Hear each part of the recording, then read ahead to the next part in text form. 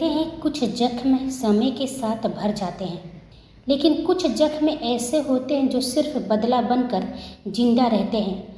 लौट आया है वही पुराना दुश्मन नए इरादों के साथ, फिर से मन्नत और वेदांश की ज़िंदगी में।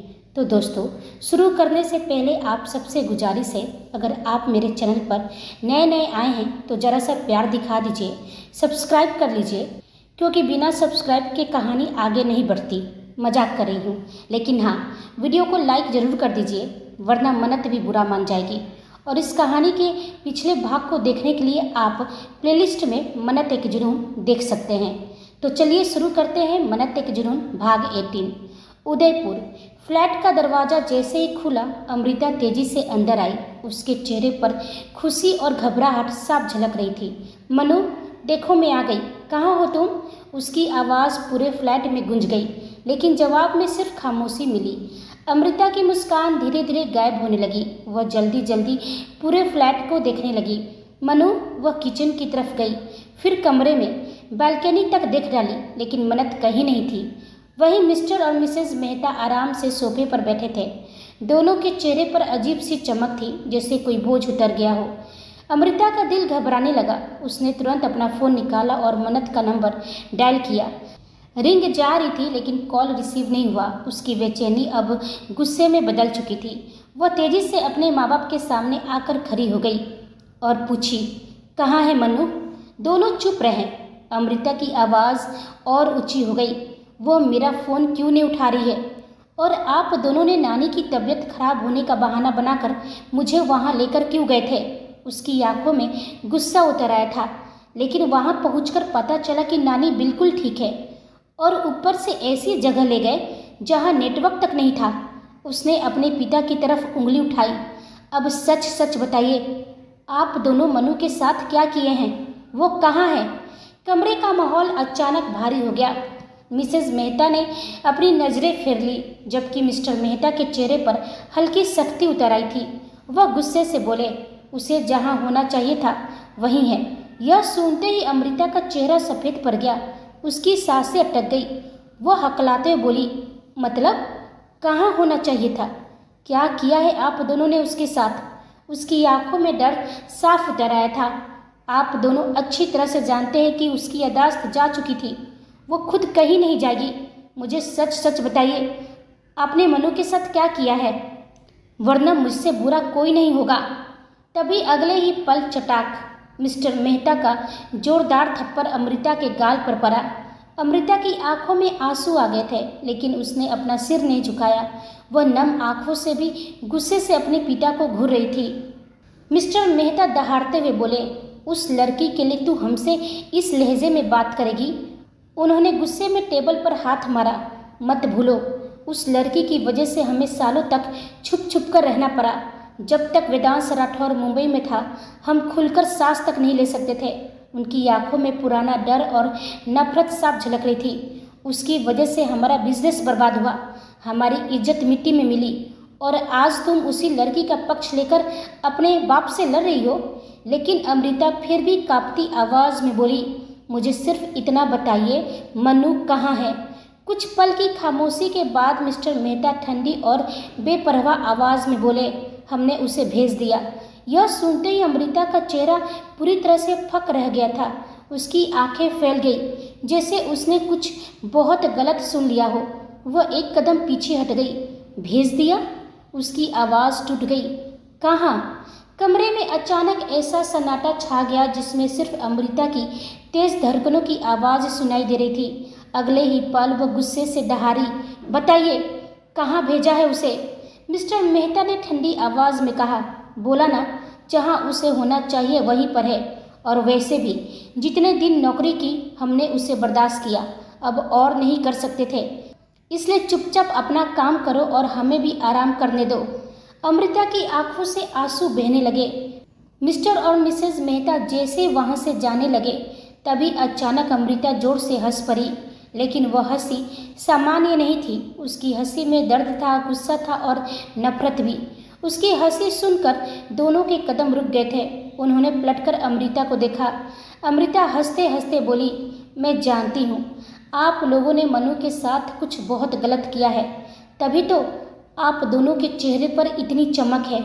उसकी आंखों से लगातार आंसू बह रहे थे।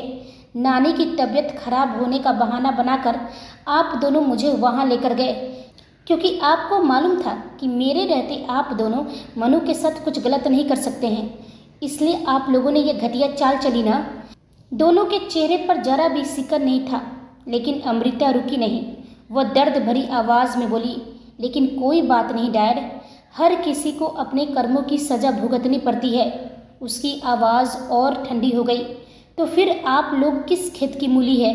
उसने अपने पिता की आंखों में देखते हुए कहा, आप लोगों को भी आपके कर्मों की सज़ा मिलेगी और बहुत जल्दी मिलेगी। उसकी आंखों में नफरत उतर आई थी। जरा सोचिए, जो वेदांश राठौर अपनी पत्नी पर एक खरोच आने पर किसी की पूरी दुनिया तबाह कर सकता है। उसकी आवाज़ कांप गई। अगर उसे मालूम चल गया कि आप दोनों ने उसकी मनु के साथ क्या किया है, तो मैं सोच भी नहीं सकती कि वो आप दोनों के साथ क्या ही करेगा। मिस्टर मेहता की आंखों में एक पल को डर चमका। अमृता ने वह डर देख लिया था। वो धीरे लेकिन जहर भरी आवाज़ में बोली, वह तो अब लौट आया है डैड, तो वह पता लगाकर ही रहेगा कि मनु कहाँ है। लेकिन वो नफरत से अपने आंसू पोंछी और बोली, आप लोग बच नहीं पाएंगे। कुछ पल वो दोनों को देखती रही। मैंने कभी सोचा भी नहीं था कि मेरे खुद के माँ बाप इतने घटिया इंसान हो सकते हैं। लेकिन याद रखिए, कर्म कभी किसी को माफ़ नहीं करता। वह नफरत से अपने पिता की ओर देखी और बिना पीछे मुड़े अपने कमरे की तरफ बढ़ गई। वह अपने कमरे का दरवाज़ा अंदर से बंद करके ज़मीन पर ढह गई। उसका रो रो कर बुरा हाल था। वह बार बार मन्नत का नंबर डायल कर रही थी। फ़ोन की रिंग जा रही थी, लेकिन दूसरी तरफ से सन्नाटा था। हर बीप के साथ अमृता का दिल बैठता जा रहा था। उसने फ़ोन को अपने सीने से लगा लिया और फुट फुट कर रोने लगी। उसकी सिसकियों से पूरा कमरा गूंज रहा था। वह रोते हुए बोली, मनु, मुझे माफ़ कर दो यार, मुझे माफ़ कर दो। मैं नहीं जानती थी कि मेरे माता पिता इतने गिर जाएंगे। मुझे अपनी नानी के पास नहीं जाना चाहिए था। उन्होंने तुम्हें कहाँ भेज दिया? किसके पास? तुम सुरक्षित तो हो ना? मैं क्या करूँ? मैं तुझे कैसे ढूंढूं? वो पागलों की तरह कमरे में यहाँ वहाँ हाथ मारने लगी, जैसे कहीं से कोई उसे सुराग मिल जाए। उसे लग रहा था कि मन्नत किसी बड़ी मुसीबत में है। उसे डर था कि कहीं उसके माता पिता ने उसे किसी गलत हाथ में ना बेच दिया हो। पर अमृता इस बात से बिल्कुल अनजान थी कि मन्नत कहीं और नहीं, बल्कि अपने पति वेदांश राठौर के पास बिल्कुल सुरक्षित है। जिस मन्नत के लिए वह तड़प रही थी, वह इस वक्त दुनिया के सबसे ताकतवर इंसान की बाहों के घेरे में थी।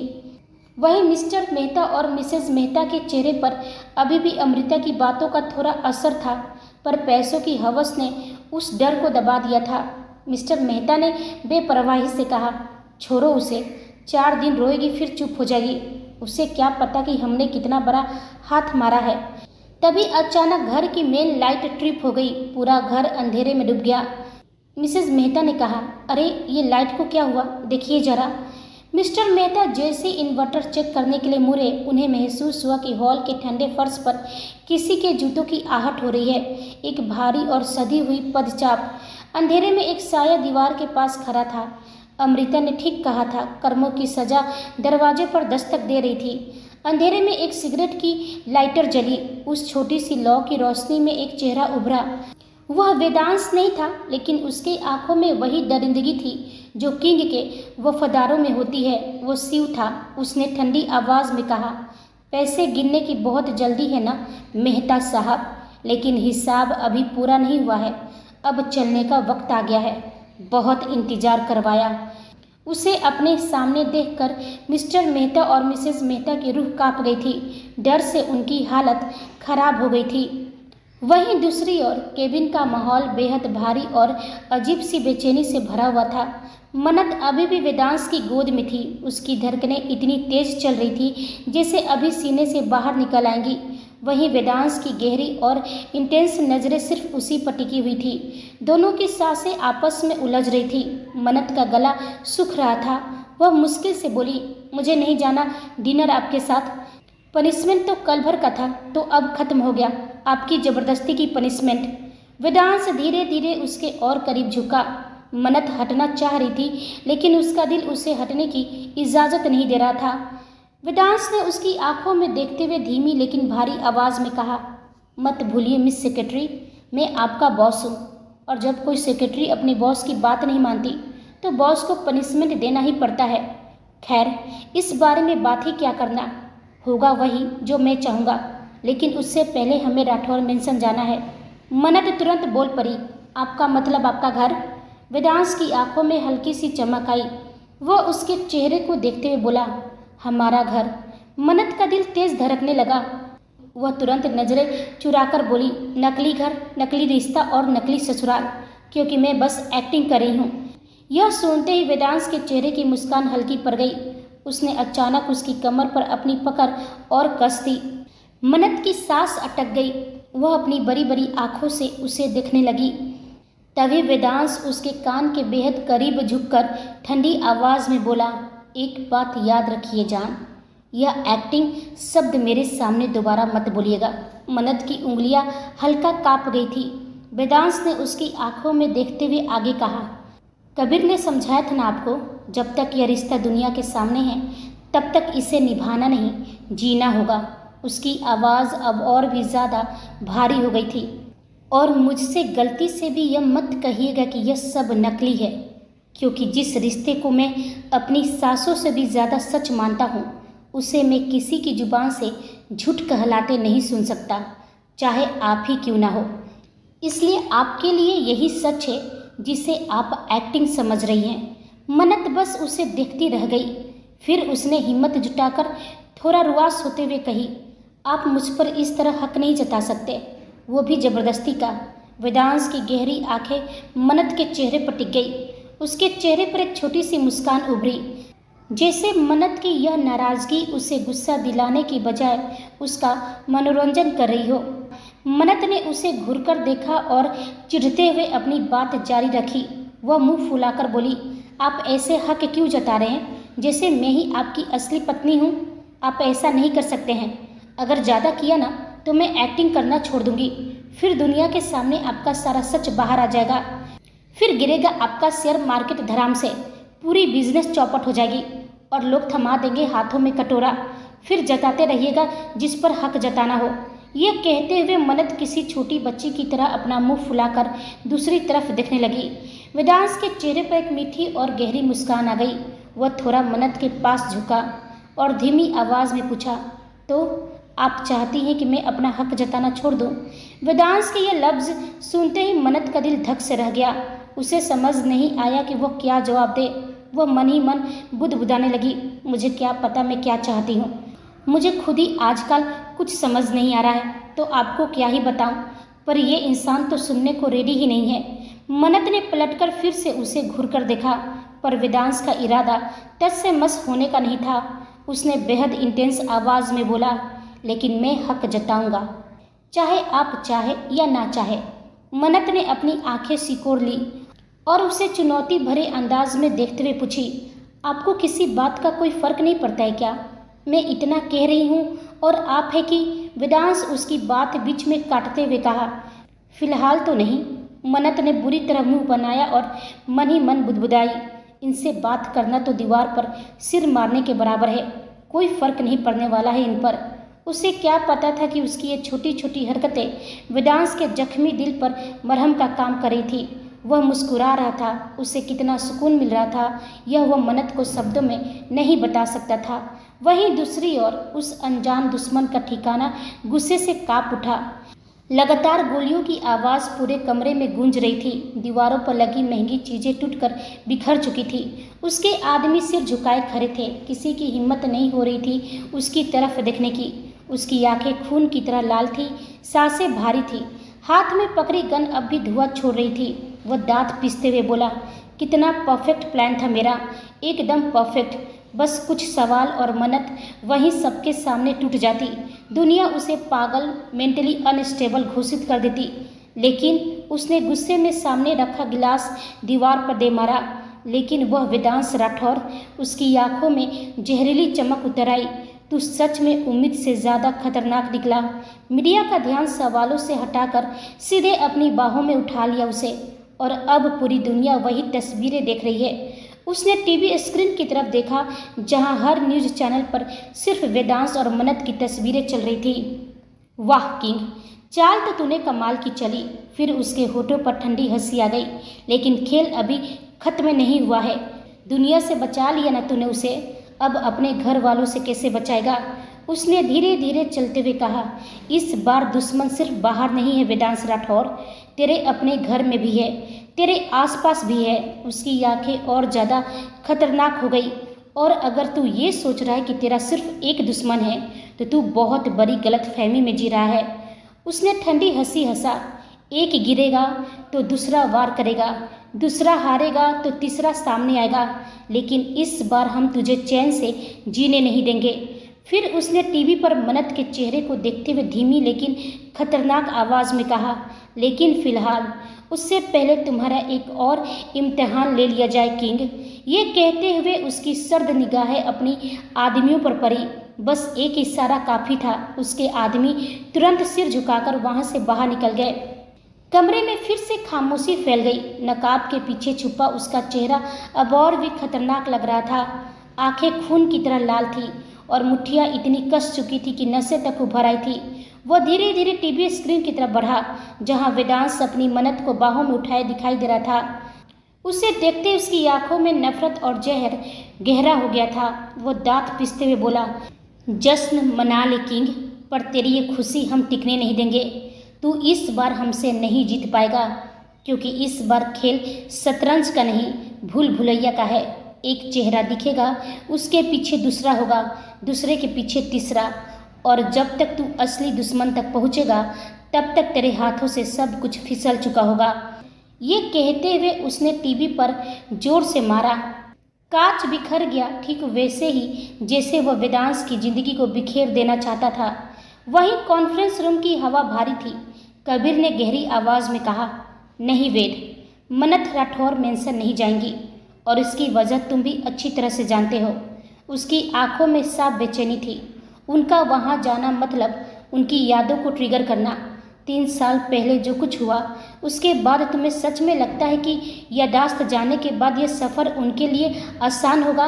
वेदांश खामोश था। वह सिर्फ कबीर की बातें सुन रहा था। उसके चेहरे पर इस वक्त कोई भाव नहीं थे। मयंक ने भी गंभीर होकर कहा, इस बार मैं भी कबीर की बातों से सहमत हूँ वेद। हम मनु की हालत जानते हैं, खासकर उसका मेंटल स्टेट। ऐसे में राठौर मेंशन जाना रिस्की होगा, और जो भी हुआ था उसकी शुरुआत भी वहीं से हुई थी। कमरे में कुछ पल के लिए सन्नाटा छा गया। कबीर ने फिर कहा, और सच बोलूं, वह मनु को देखकर किसी को खुशी नहीं होने वाली है। बहुत लोग हैं जो उसे देखकर खुश नहीं होंगे। मेरा फाइनल डिसीजन है, मनु राठौर मेंशन नहीं जाएगी, वो मेरे साथ शेखावत मेंशन जाएगी। यह सुनते ही पहली बार वेदांश के होठों पर हल्की तिरछी मुस्कान आई। उस मुस्कान को देखकर कबीर और मयंक दोनों चुप हो गए, क्योंकि वह उस मुस्कान का मतलब जानते थे। वेदांश धीरे धीरे अपनी चेयर से उठा और जाकर विंडो ग्लास के सामने खड़ा हो गया। उसका चेहरा बेहद सख्त था। उसने जेब से सिगरेट निकाली और अपने होठों में दबा ली। कुछ सेकंड तक वो बस मुंबई शहर को देखता रहा। फिर उसने लाइटर जलाया, लेकिन अगले ही पल जैसे कुछ सोचकर लौ बुझा दी। उसने बिना पलटे ठंडी आवाज़ में कहा, तुम दोनों की बात खत्म हो गई हो तो अब मेरी सुनो। कबीर और मयंक उसे देखने लगे। वेदांश धीरे से उनकी तरफ पलटा। उसकी आंखें इस वक्त बेहद शांत थी। तुम लोग राठौर मेंशन को सिर्फ एक घर समझ रहे हो, जबकि मैं उसे युद्ध भूमि समझ रहा हूँ। कबीर की भवें सिकुड़ गई। वेदांश आगे बढ़ा और टेबल पर दोनों हाथ टिकाकर बोला, जिस खेल की शुरुआत वहाँ से हुई थी उसका अंत भी वही होगा। भागते रहने से यादें नहीं रुकती कबीर, यादें पीछा करती हैं। मयंक गंभीर होकर बोला, वेद, बात सिर्फ यादों की नहीं है। मनु की हालत तुमने देखी है। अगर वहाँ जाकर उसे कुछ याद आने लगा तो आने दो। वेदांश ने उसे बीच में ही काट दिया। उसकी आवाज़ इतनी भारी थी कि पूरा कमरा खामोश हो गया। मैं अब उन्हें उनके अतीत से भागने नहीं दूंगा। 3 साल तक हम एक दूसरे से दूर रहे, लेकिन अब और नहीं मयंक। सिर्फ जिंदा रहने के लिए हम सांसें ले रहे थे, लेकिन सिर्फ सांसें लेना ही जिंदगी नहीं होती। तभी कबीर गुस्से से बोला, और अगर वह टूट गई तो? वेदांश की आंखें सीधे कबीर की आंखों में जा टिकी। तो मैं उन्हें फिर से जोड़ दूंगा। उसके शब्द धीमे थे, लेकिन उनमें ऐसा जुनून था कि कुछ पल के लिए किसी के पास जवाब नहीं बचा।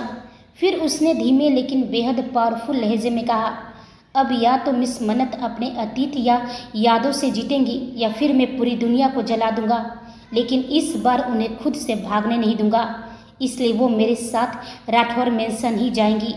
कबीर ने गहरी सांस ली। वो समझ रहा था कि अब वेदांश फैसला कर चुका है और वह अपना फैसला नहीं बदलने वाला है।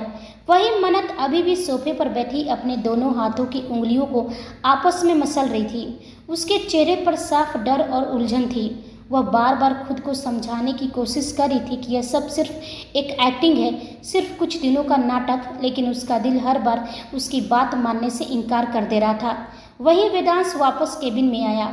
उसकी नज़रें मन्नत पर टिक गई। वह उसके सामने जाकर रुका तो मन्नत तुरंत सीधी होकर बैठ गई। वेदांश ने धीमी आवाज़ में कहा, इतना डर क्यों रही हैं आप? मन्नत तुरंत बोली, मैं डर नहीं रही हूँ। अच्छा। वेदांश हल्का सा झुका, तो फिर आपके हाथ क्यों काँप रहे हैं? मन्नत ने तुरंत अपने हाथ पीछे कर लिए और नज़रें फेर ली। वो मैं बस सोच रही थी कि राठौर मैंसन जाकर क्या होगा। आपके घर वाले मुझसे सवाल करेंगे। मुझे कुछ नहीं पता आपकी पत्नी के बारे में। कहीं मैं कुछ गलत बोल गई तो? वेदांश कुछ पल उससे देखता रहा, फिर धीरे से उसके सामने घुटने के बल बैठ गया। मन्नत की सांस अटक गई। वेदांश ने उसकी आंखों में देखते हुए कहा, आपको कुछ याद रखने की ज़रूरत नहीं है, बस एक चीज़ याद रखिए। क्या? मन्नत हैरानी से पूछी। यही कि आप अकेली नहीं हैं। वेदांश की भारी आवाज़ सीधे मन्नत के दिल पर जा लगी। वह कुछ पल उसे देखती रह गई। वेदांश ने आगे कहा, कोई सवाल करेगा तो मैं जवाब दूंगा, कोई आपको परेशान करेगा तो मैं संभाल लूँगा। आपको सिर्फ मेरे साथ चलना है, बाकी सब मैं देख लूँगा। मन्नत का दिल अजीब तरीके से धड़क उठा। उसकी नज़रें झुक गई। तभी अगले ही पल वेदांश ने उसका हाथ अपने हाथों में ले लिया और उसने हल्की मुस्कान के साथ कहा, और हाँ, राठौर मैंसन में जाकर मुझे सर मत बोल दीजिएगा, वरना हमारा नाटक पहले ही दिन खत्म हो जाएगा। मन्नत घबराकर पूछी, तो फिर क्या बोलूं? वेदांश उसकी आंखों में देखते हुए धीमे से कहा, जो दिल कहे। यह सुनते ही मन्नत की धड़कनें तेज हो गई। उसकी नज़रें वेदांश की नज़रों से जा मिली। फिर वह तुरंत नज़रें झुकाकर बड़बड़ाई, मेरा दिल तो आजकल खुद ही पागल हो गया है, मेरी सुनता कहाँ है? वेदांश के होठों पर गहरी मुस्कान आ गई। तभी अगले ही पल केबिन का दरवाज़ा खुला और लूना अंदर आ गई। बॉस, सब रेडी है। तभी वेदांश अपना हाथ बढ़ाकर मन्नत से कहा, फिर चले जान। मन्नत इस बार हिचकिचाई नहीं। उसने अपना हाथ उसके हाथों पर रख दिया, हालांकि उसका दिल अब भी तेज धड़क रहा था। मन्नत जैसे ही पार्किंग एरिया में आई, उसकी नज़र कबीर पर पड़ी। कबीर जो अपनी मुठिया पीछे खुद को संभाल रहा था, उसकी आंखों में नमी साफ दिख रही थी। ना जाने क्यों मन्नत के दिल में एक कसक उठी और वो खुद को रोक नहीं पाई। वो धीरे धीरे चलकर कबीर के पास पहुंची और बहुत ही आदर से बोली, कबीर भाई। मन्नत के मुंह से भाई शब्द सुनते ही कबीर की आंखों का बांध टूट गया। वह हक्का बक्का होकर उससे देखने लगा। मन्नत हल्की मुस्कान के साथ बोली, आप इतने इमोशनल क्यों हो रहे हैं, जैसे कि सच में मुझे शादी करके विदा कर रहे हो। कबीर ने अपनी नज़रें फेर ली ताकि मन्नत उसके आंसू ना दिख ले। मन्नत ने उसके कंधे पर हाथ रखा और बोली, भले ही मैं दुनिया के सामने इनकी नकली पत्नी बनकर जा रही हूँ, पर आपके लिए तो मैं हमेशा आपकी छोटी बहन जैसी ही रहूँगी ना। कबीर अब खुद को रोक नहीं पाया। उसने आगे बढ़कर मन्नत को अपने सीने से लगा लिया। वह उस पल सिर्फ एक भाई था जो अपनी बहन को फिर से खोने से डर रहा था। उसने मन्नत के सिर पर हाथ रखा और रुआसे गले से कहा, मैं भी हमेशा आपका भाई ही रहूँगा। एक बात याद रखिएगा, अगर जरा सी भी तकलीफ़ हुई तो बस अपने इस भाई को याद करना। और हाँ, जहाँ आप जा रही हैं वहाँ सिर्फ और सिर्फ वेद की बात सुननी है। बाकी कौन क्या कह रहा है, क्या सोच रहा है, किसी की बात को दिल पर नहीं लगाना है। अपने दिमाग पर जरा भी स्ट्रेस मत दीजिएगा। बस ये सोचिए कि आप एक नई शुरुआत कर रही हैं। मन्नत को कबीर की बातें कुछ समझ में तो नहीं आई। वह बस हल्की सी मुस्कुराई। कुछ ही देर में वेदांश की गाड़ी पार्किंग एरिया से निकल चुकी थी। मन्नत खिड़की के बाहर देख रही थी। बाहर की रोशनी तेजी से पीछे छूट रही थी, लेकिन उसके अंदर के सवाल कहीं नहीं जा रहे थे। वह पूरी तरह अपने ही ख्यालों में उलझी हुई थी। वहीं वेदांश की एक हाथ स्टीयरिंग पर था, लेकिन उसकी गहरी नज़रें बार बार मन्नत के चेहरे पर जा रही थी। वो समझ रहा था कि इस वक्त उसके दिमाग में कितना तूफान चल रहा होगा। कुछ पल उसे चुप देखने के बाद वेदांश ने धीरे से कहा, क्या बात है? अचानक आपकी यह खामोशी मुझे परेशान कर रही है। इन दिनों आपकी बकबक सुनने की आदत जो हो गई है। बताइए, क्या चल रहा है आपके इस छोटे से दिमाग में? मन्नत ने एक लंबी सांस ली और बिना उसकी तरफ देखे बोली, कुछ भी तो नहीं। जब मैं बोलती हूँ तो आपको परेशानी होती है, अब चुप हूँ तो भी परेशान है। आखिर चाहते क्या हैं आप? वेदांश धीमी मुस्कान के साथ कहा, मुझे आपकी बकबक से परेशानी नहीं होती और ना ही आपकी इस खामोशी से, क्योंकि मैं इन दोनों को पढ़ना जानता हूँ। यह सुनते ही मन्नत धीरे से उसकी तरफ देखने लगी। कुछ पल वह बस उससे देखती रही, फिर धीमी आवाज़ में पूछ बैठी, एक बात पूछूं आपसे? वेदांश ने बिना देरी किए कहा, इजाज़त की ज़रूरत नहीं है, पूछिए। मन्नत कुछ सेकंड चुप रही, जैसे शब्द ढूंढ रही हो। फिर बोली, आप अपनी पत्नी से बहुत प्यार करते हैं ना? यह सुनते ही वेदांश हल्का सा मुस्कुराया, लेकिन उसकी मुस्कान में दर्द साफ था। जितना आप सोच रही हैं उससे कई गुना ज़्यादा। उस एहसास को अगर शब्दों में नापना चाहो तो कम पड़ जाएंगे। मन्नत के दिल में एक चुभन सी महसूस हुई। उसे तो यही लग रहा था कि वेदांश अपनी पत्नी मन्नत की बात कर रहा है। फिर वो मन ही मन बोली, कोई किसी से इतना प्यार करता है क्या?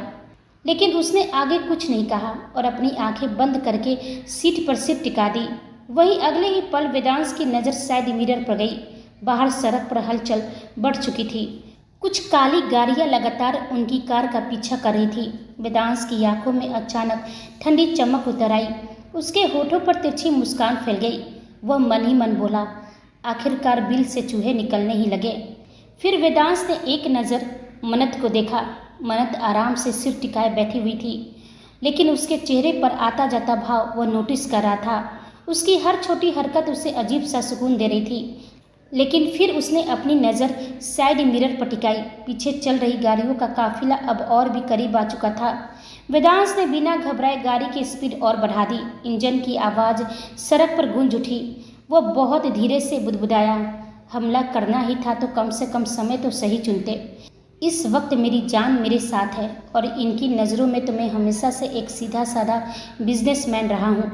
अगर इस वक्त इन्होंने मेरा यह खतरनाक रूप देख लिया तो पता नहीं अपने दिमाग में मेरी क्या इमेज बना लेंगी। वेदांश के चेहरे पर एक पल के लिए चिंता आई, पर अगले ही पल उसने एक गहरी सांस ली। उसके चेहरे पर वही पुरानी किंग वाली जिद वापस आ गई।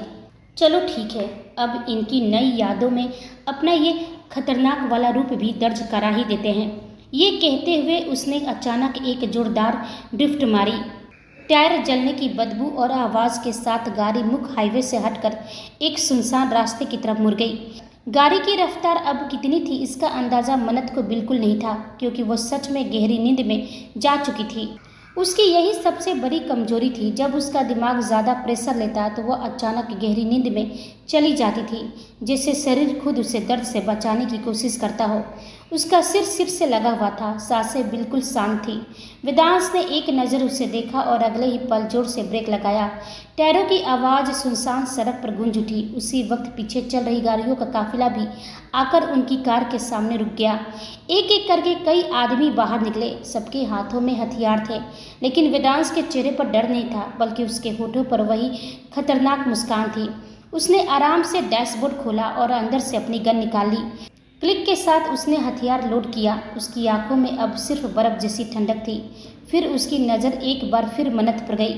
सोते हुए भी उसका चेहरा मासूम लग रहा था, जैसे बाहर मौत खड़ी ही ना हो, बल्कि सब कुछ बिल्कुल शांत हो। वेदांश कुछ पल उसे देखता रहा, फिर धीरे से झुककर उसके माथे को चूमा और बहुत धीमी आवाज़ में कहा, अच्छा है जान, शायद आपकी माता रानी यही चाहती कि आप मेरा ये रूप ना देखें। अब जब इतनी सुकून से सोई है तो प्लीज़ उठिएगा मत, कम से कम तब तक जब तक ये खेल खत्म नहीं हो जाता। उसने बहुत प्यार से उसके बाल कान के पीछे किए और फिर कार का दरवाज़ा खोलकर बाहर उतर गया। अब वो अकेला उनके सामने था। सुनसान सड़कें, चारों तरफ हथियारों से लैस आदमी और बीच में वेदांश राठौर। लेकिन उसके चेहरे पर डर नहीं, सिर्फ खतरनाक शांति थी, जैसे शिकार वह नहीं, सामने खड़े लोग हो। अचानक उस सुनसान जगह पर वेदांश की आवाज़ गूंजी, ये तो नाइंसाफ़ी है। उसकी आवाज़ में अजीब सी ठंडी खिल्ली थी। मैं अकेला और तुम लोग इतने सारे? बहुत गलत बात है। यह सुनते ही सामने खड़े नकाबपोशों के चेहरे पर मुस्कान फैल गई। उन्हें लगा किंग डर गया, लेकिन अगले ही पल वेदांश ने धीरे से अपनी गर्दन पर हाथ फेरा, फिर हल्का सा गर्दन घुमाकर उसे चटकाया। टक। उसकी आंखों में अब खतरनाक चमक उतर आई थी। फिर उसने ठंडी आवाज में कहा, लेकिन उससे भी बड़ी नाइंसाफी क्या है, पता है तुम सबको? उसने गन को आराम से अपनी उंगलियों में घुमाया। तुम्हारे मालिक को खुद मेरे सामने आना चाहिए था। इंतजार तो मेरा उसका था, लेकिन किंग का शिकार करने के लिए उसने कुत्तों का झुंड भेज दिया। उसके होठों पर तिरछी मुस्कान फैल गई। ये किंग की तौहीन है और किंग अपनी तौहीन बिल्कुल बर्दाश्त नहीं करता। इतना कहते ही उसकी आंखें बर्फ जैसी ठंडी हो गई। उसके लिए खेल मुश्किल नहीं था।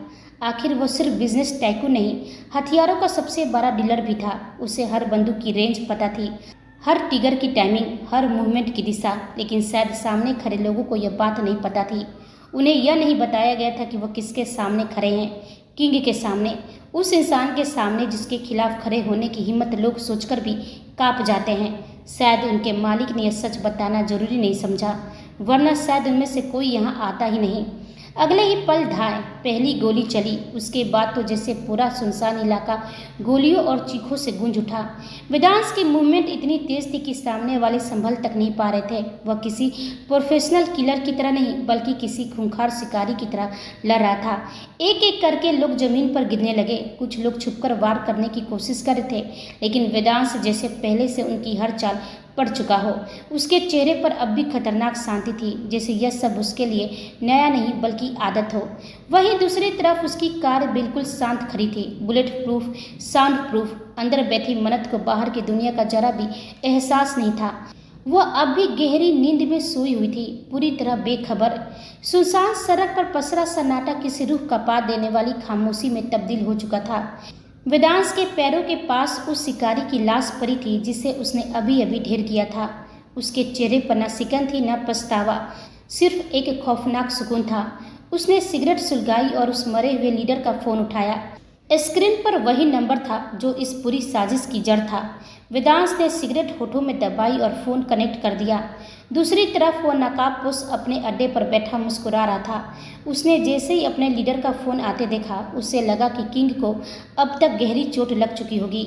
जैसे ही उसने फोन कान से लगाया, दूसरी तरफ से कोई आवाज़ नहीं आई, सिर्फ सांसों की वो भारी गूंज थी जिसे सुनकर नकाबपोश की रीढ़ में सिहरन दौड़ गई।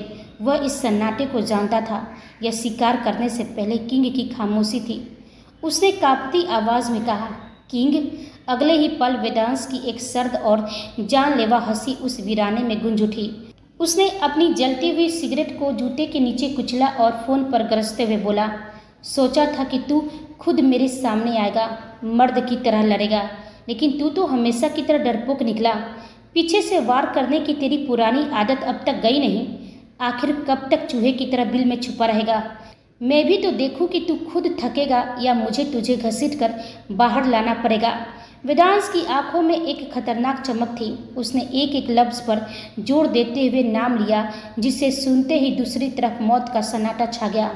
मैं तुझे मौका दे रहा हूँ, खुद बाहर आ जा, क्योंकि भले ही दुनिया की नज़रों में तू मर चुका है, लेकिन मेरी नज़रों में तू अब भी जिंदा है। वैभव मलिक खुराना, यह नाम उस सुनसान वादी में किसी बिजली की तरह करका। दूसरी तरफ वह नकाबपोश एक बड़े आईने के सामने खड़ा हो गया। उसके हाथ कांप नहीं रहे थे, बल्कि उनमें एक पागलपन था। उसने धीरे धीरे अपने चेहरे से वह काला नकाब हटाया। आईने में वही चेहरा था जिसे दुनिया ने 3 साल पहले मरा हुआ मान लिया था। वैभव एक खौफनाक मुस्कान के साथ कहा, आखिर तूने मुझे पहचान ही लिया किंग। चलो अच्छा है, अब खेल और भी दिलचस्प होगा। अब तुझे और तेरी मन्नत को जख्म देने में मुझे और भी ज़्यादा मज़ा आएगा, क्योंकि इस बार मैं तुझे मारने नहीं, तेरी रूह को तड़पाने आया हूँ। फिर वो कुछ सोचकर ऐसी बातें बोलने लगा जो वेदांश को ट्रिगर करे। याद है न वो जख्म किंग जो मैंने तुझे 3 साल पहले दिया था, तेरे बाप और तेरे भाई को मारकर। यह सुनते ही वेदांश की आंखों में खून उतर आया। उसके चेहरे और हाथों की नसें इस तरह उभर आई जैसे अभी फट जाएंगी। उसका पूरा शरीर गुस्से से कांप रहा था, पर वो खामोश था, ऐसी खामोशी जो मौत से पहले आती है। वैभव एक क्रू हंसी के साथ कहा, क्या हुआ? गुस्सा आ रहा है किंग को, लेकिन क्या करे, किंग तो लाचार है, गुस्सा करने के सिवा वो कुछ कर भी नहीं सकता।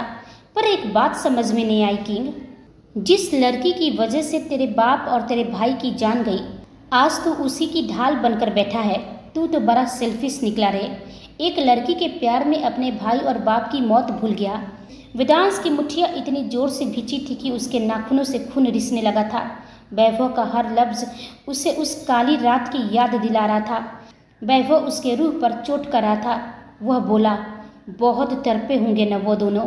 और तेरी मन्नत, वो तो मेरे पैरों के सामने गिड़गिड़ा रही थी, भीख मांग रही थी। बहुत तड़पी है वो मेरे पास, पर मुझे उस पर बिल्कुल भी तरस नहीं आया और आगे भी नहीं आएगा किंग। मैं उसे ऐसे जख्म देता रहूँगा जो कभी नहीं भरेंगे, क्योंकि इस बार खेल मेरे हाथों में है किंग। वेदांश की आंखों में इस वक्त जो चमक थी वह किसी इंसान की नहीं बल्कि एक भूखे शिकारी की थी। वैभव की बातों ने उसके जख्मों पर नमक नहीं बल्कि पेट्रोल छिड़क दिया था। उसने फ़ोन को कान से थोड़ा दूर किया और एक ऐसी ठंडी हंसी हंसा जिसमें कब्रिस्तान का सन्नाटा भी कांप जाए। वह एक घातक शांति के साथ कहा, वैभव, बहुत बोल लिया तूने, अब मेरी सुन। तू अपनी चालों में न 3 साल पहले कामयाब हुआ था और न आज हुआ है। तुझे अपनी मक्कारी पर बहुत गुरूर है ना, तो सुन, अब तेरा वो गुरूर भी टूटेगा और तेरा अस्तित्व भी। तूने 3 साल पहले सोचा था कि तू किंग से उसकी क्वीन छीन लेगा, लेकिन अपनी बदकिस्मती तो देख। आज मेरी मन्नत मेरे सीने से लगी है और तू किसी गटर के चूहे की तरह अंधेरे में दुबका बैठा है। वेदांश की आवाज़ अब धीमी मगर और भी जहरीली हो गई थी। तेरी मौत की स्क्रिप्ट तो इस बार मैं खुद लिखूंगा वैभव, और ऐसी लिखूंगा कि यमराज भी तेरी रूह को हाथ लगाने से मना कर देगा। तुझे लगता है कि तू बच जाएगा तो बच ले। फिलहाल अपने इन कुत्तों की लाशें यहाँ से उठवा लेना और इनकी हालत देखकर ये अंदाज़ा लगा लेना कि जब मैं तुझे अपनी हाथों से चिरूंगा तो तेरी चीखें कितनी भयानक होगी। उसने अपनी मुट्ठी इतनी जोर से भींची कि उसकी हड्डियों की चटकने की आवाज़ साफ सुनाई दे रही थी। छुप जा, जितना गहरा छुप सकता है छुप जा, लेकिन याद रखना, किंग की नज़रों से न पाताल अछूता है और न आसमान। बहुत जल्द हमारी मुलाकात होगी वैभव, और वह मुलाकात तेरे लिए इस कायनात की आखिरी रात होगी। तुझे मारूंगा नहीं, इस बार मिटा दूंगा ताकि तू फिर वापस लौट कर ना आ सके। वेदांश ने फ़ोन को अपने हाथ के दबाव से ही चकनाचूर कर दिया। उसके चेहरे पर अब एक खौफनाक मुस्कान थी।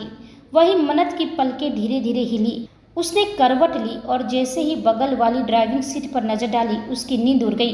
सीट खाली थी। मन्नत घबराकर उठ बैठी और चारों तरफ देखने लगी। वह घबराकर बोली, हे माता रानी, ये कहाँ चले गए? मुझे सोते हुए छोड़कर कहीं मैं सच में दूसरी दुनिया में तो नहीं आ गई? क्या हम राठौर मेंशन पहुँच गए? उसने खिड़की से बाहर झाँका तो सामने वेदांश आता हुआ दिखाई दिया। वेदांश ने अपनी शर्ट बदल ली थी और वह बिल्कुल तरोताज़ा लग रहा था। उसके बॉडीगार्ड्स दूर खड़े थे क्योंकि किंग को अपना शिकार खुद करना पसंद था। वही मन्नत ने उसे सामने देखकर राहत की सांस ली।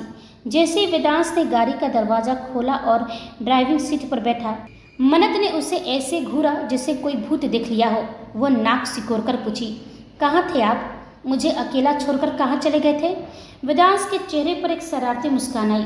उसने बिना कुछ बोले अपना हाथ उठाया और अपनी इंडेक्स फिंगर दिखाई। मन्नत उसका मतलब समझ गई। वह शर्माते हुए और झुकते हुए बोली, ये क्या बात हुई?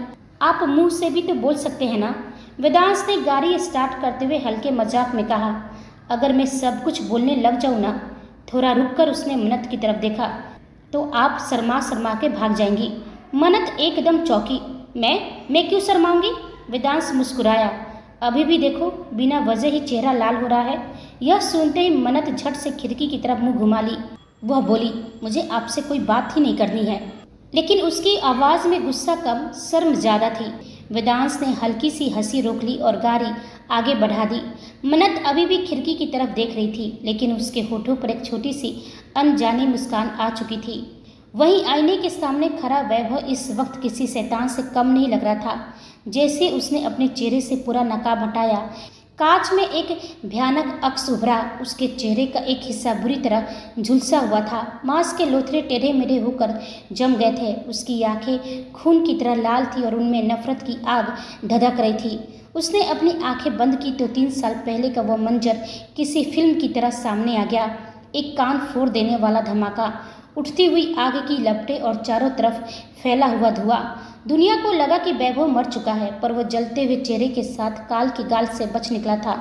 वह गुस्से में आईने में घुस्सा मारा, जिससे कांच में दरारें पड़ गई। वह दहाड़ते हुए कहा, यानी कि किंग को पता था, और पता करने के लिए ही कि मैं जिंदा हूँ वह 3 साल तक गायब रहा। पर एक बात समझ नहीं आई, उसने ये क्यों कहा कि 3 साल पहले भी मैं कुछ नहीं कर पाया। मैंने उसके बाप और भाई को उसी बम ब्लास्ट में अपनी आंखों के सामने जलते हुए देखा था। जिस गोदाम पर मैंने धमाका किया था वहाँ कोई नहीं बचा था। 3 साल से राठौर परिवार उनकी बरसी मना रहा है, फिर भी ये किंग कहता है कि मैं हार गया। वैभव की सांसें तेज चल रही थी। उसे समझ नहीं आ रहा था कि इतना सब कुछ छिनने के बाद भी वेदांश का गुरूर और उसके तेवर वैसे के वैसे कैसे हैं। उसने एक खौफनाक मुस्कान के साथ कहा, अब समझा, तेरा सारा गुरूर, तेरा सारा तेवर तो उस मन्नत में छुपा है। अच्छा है, अब मैं उसे जिंदा लाश बनाकर छोड़ूंगा, फिर देखूंगा कि ये किंग कैसे नहीं टूटता। वैभव ने मेज पर रखा पानी का गिलास उठाकर दीवार पर दे मारा। उसके दिमाग में अब मन्नत को लेकर एक ऐसी घिनौनी साजिश चल रही थी जो वेदांश की पूरी दुनिया को राख कर सकती थी। उसे इस बात का यकीन था कि मन्नत की यादाश्त के साथ खेलकर वह वेदांश को घुटनों पर ले आएगा। वहीं कुछ ही देर में वेदांश की कार एक तीखी आवाज़ के साथ राठौर मेंशन के पोर्च में आकर रुकी। मन्नत का दिल सीने में हथौड़े की तरह बज रहा था। उसने डर और घबराहट में अपनी मुट्ठी कस ली थी। जैसे ही गाड़ी रुकी, वेदांश ने बिजली की तेजी से बाहर निकलकर उसकी तरफ का दरवाज़ा खोला और बिना कुछ कहे उसे अपनी बाहों में भर लिया। मन्नत झटके से उसके गले लग गई और अपनी बाहें उसके कंधों के चारों तरफ लपेट ली। वह गुस्से में फुसफुसाते हुए, ये क्या कर रहे हैं आप? मुझे हर वक्त गोद में क्यों उठा लेते हैं? भगवान ने मुझे भी आपकी तरह 2 पैर दिए हैं, मैं चल सकती हूँ। वेदांश के चेहरे पर एक मीठी मुस्कान तैर गई। उसने कोई जवाब नहीं दिया और उसे सीने से लगाए हुए मेंशन की सीढ़ियाँ चढ़ने लगा। मन्नत ने उसकी बाहों से निकलने की नाकाम कोशिश की और चिढ़कर बोली, छोड़िए मुझे। क्या कर रहे हैं आप? कोई देख लेगा तो क्या सोचेगा? आपको शर्म वरम है कि नहीं? उसने तुरंत अपनी नज़रें चारों तरफ घुमाई। मेंशन का हर कोना बॉडीगार्ड से भरा हुआ था, लेकिन जैसे वो वहाँ से गुजरे सबने अपनी नज़रें जमीन की ओर झुका ली थी।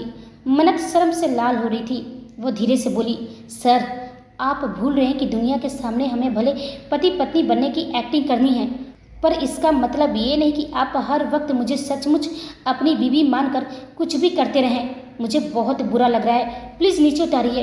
वेदांश के कदम नहीं रुके। वो भला कैसे बताता कि ये एक्टिंग नहीं, उसका पुराना रूल था। जब भी वो बाहर से लौटते, वेदांश अपनी मन्नत को अपनी बाहों में ही उठाकर ही घर के अंदर कदम रखता था। उसने मन ही मन कहा, अपना रूल कैसे तोड़ दूँ जान। मैं आपको फिर से वही एहसास दिलाना चाहता हूँ कि आप मेरी हैं और हमेशा रहेंगी, चाहे ये दुनिया इधर की उधर हो जाए। जब मन्नत ने देखा कि वेदांश कोई रिप्लाई नहीं कर रहा तो उसने हार मान ली और गुस्से से उससे घूरने लगी। जैसे वो दोनों मेंशन के मुख्य द्वार पर पहुंचे, अंदर का माहौल काफ़ी भारी और चुभन भरा हुआ था। अंदर मौजूद लोगों की नज़रें जैसे वेदांश और उसकी बाहों में सिमटी मन्नत पर पड़ी, वहाँ सन्नाटा छा गया। तो दोस्तों, आज का एपिसोड यहीं ख़त्म होता है। खेल अब शतरंज की बिसात से निकलकर मौत के उस रास्ते पर आ खड़ा हुआ है जहां हर मोहरा दूसरे के लिए जाल बिछा रहा है। एक तरफ मन्नत का मासूम दिल है जो धीरे धीरे वेदांश के प्यार में एक बार फिर पिघल रहा है, तो दूसरी तरफ वैभव मलिक खुराना का वह जला हुआ चेहरा जो नफरत की आग में पूरी दुनिया को भस्म कर देना चाहता है। तो कहानी अब बहुत ही नाजुक मोड़ पर है। अगर आप जानना चाहते हैं कि राठौर मेंशन में मन्नत का स्वागत कैसे होगा तो सब्सक्राइब करना मत भूलिएगा। और हाँ, कमेंट्स में बताइए कि आपको क्या लगता है, क्या वैभव अपनी चाल में कामयाब होगा। मिलते हैं अगले एपिसोड में, तब तक अपना ख्याल रखिए और देखते रहिए मन्नत एक जुनून। आप सभी को मेरी कहानी सुनने के लिए धन्यवाद।